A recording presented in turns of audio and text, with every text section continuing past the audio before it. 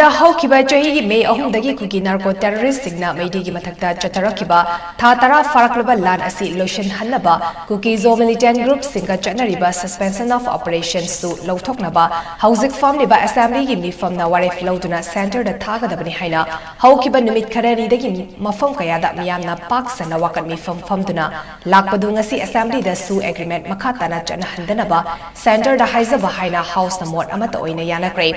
Assembly Speaker 𝗦𝗦𝗡𝗘 𝗔𝗚𝗏 House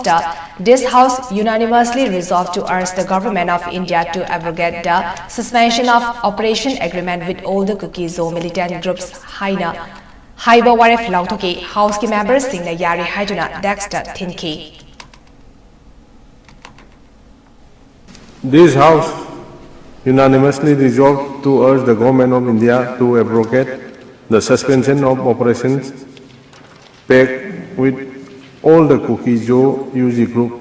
militants. Yabirena no jo yarabra. Aduna hujiki koi resolution do house da adopt to boda yabirabra me.